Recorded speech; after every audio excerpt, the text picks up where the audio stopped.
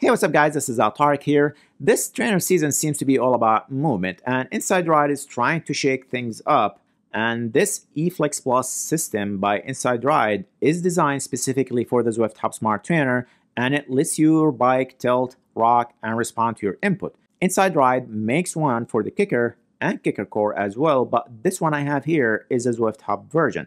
The eFlex system breaks down into two main components, the back platform and the front fork, and together these will cost you $595 US. You need both platforms. It's not something you can simply bypass and get the Zwift Hub platform without a front fork, or get the front fork without the Zwift Hub platform itself.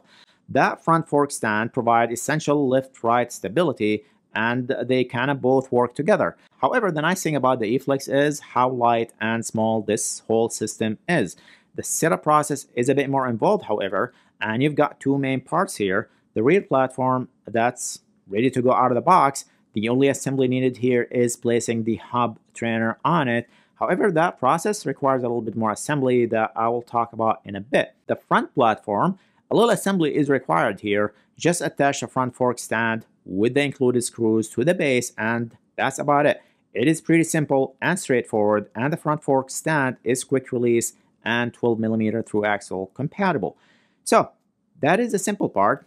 Now on to setting up the Zwift Hub on the platform. First, you need to get the Zwift Hub ready. Basically, you need to completely remove both front and rear legs and the two supporting bars. Next, you will want the 3 threaded connectors to fit right into the hub trainer holes. And yep, just 3. That 4th one is not used here.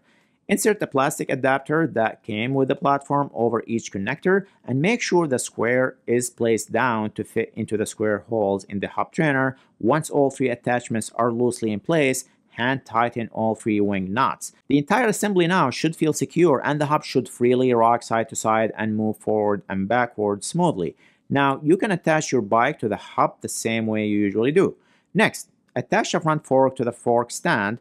The fork stand comes with this blue quick release adapter installed. For the through axle version, all you need to do is remove the blue QR adapter, lower your bike fork onto the fork stand, and tighten it, and that's all there is to it. You are now ready to ride. So riding the eFlex Plus is different than traditional rocker plates. Unlike rocker plates, where your whole bike tilts along with the plates, with the eFlex, that tilting mechanism is controlled by your handlebars.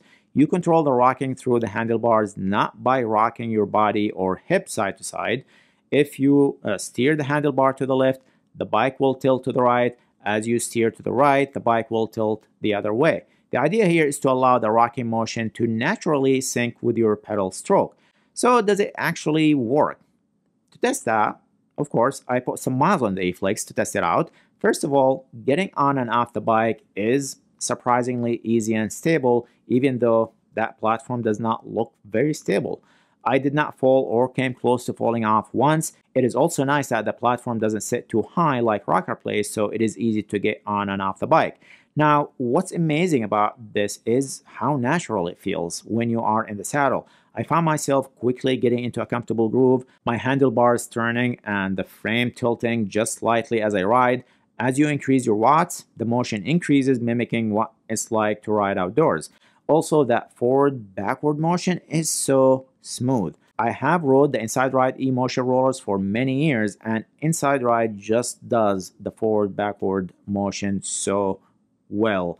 And I think it makes a huge difference to the ride feel and comfort. So, in terms of the in-saddle motion, the eFlex is unmatched. It is the most realistic I've ever felt on an indoor trainer. But getting out of the saddle might require some adjustment and getting used to. You'll need to engage your upper body, core, and apply full handlebar pressure, especially when sprinting. It might feel odd at first, and depending on how hard you are sprinting, your whole setup might tilt a bit, but I never felt I was going to tip over at any point. If you do a lot of out of the saddle riding, then I would definitely experience with a lighter front fork spring setting, as that might lead to better sprinting technique.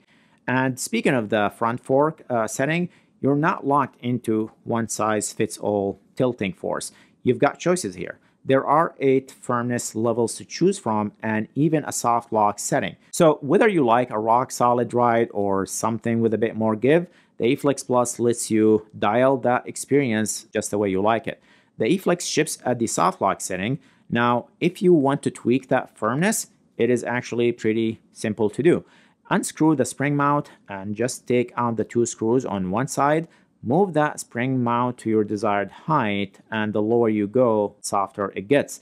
Reinstall the screws, put them back in, and do not forget to repeat the process on the other side and make sure both mounts are at the same height. So this really comes down to personal preference. So give yourself some time to ride and feel it out. Personally, I lean towards that firmness setting or the firmer setting. I'm not a huge fan of too much side-to-side rocking when I'm in the saddle, but hey, that's just me. You might find your sweet spot somewhere else. And if you are a sprinter, like I said earlier, a lighter setting might do the trick for you. So play around with it, find out what feels right for you, and just stick to that. All right, just a quick transition here. I realized I did not showcase how stable the platform is in any of my B-rolls. So I'm just going to get on my bike and show you how stable it is. So I'm just gonna try to rock it side to side. As you see, no hands here on the handlebar. And overall, I don't feel like I'm going to tip over at all. Even in my sprint video, you probably noticed that the trainer itself didn't really move off the ground. The only thing that moved off the ground is the front platform. That one did move as I was shaking the handlebar pretty aggressively. But overall, I think it's a pretty solid setup. So, indoor training on smart trainers can sometimes feel disconnected from the real cycling experience. They can be rigid and even lead to some unwelcome habits. Rollers bring more realism but can be tricky to ride and trickier to ride at higher intensities, and they're just not for everyone. The eFlex Plus is trying to change that with its easy setup, top-notch construction, and what stands out for me here, how natural it feels in the saddle, that perfect balance between lean angle and steering input, plus that smooth forward and backward motion that takes that comfort level to a whole new level. Sure, with a price tag of $595, it is a substantial investment, and as much as the Zwift Hub itself. And yeah, its compatibility being limited to the Zwift Hub only might be a tiny hiccup here, especially if you've got plans to switch up your trainer in the future. But for those looking to add comfort, a more authentic riding feel, and minimal design to their indoor training, I would give the eFlex Plus a big thumbs up, and it could shift your indoor riding game to a whole new league. There you have it, folks. Thanks for watching. Feel free to share this video with others in your life, and let me know if you have any questions.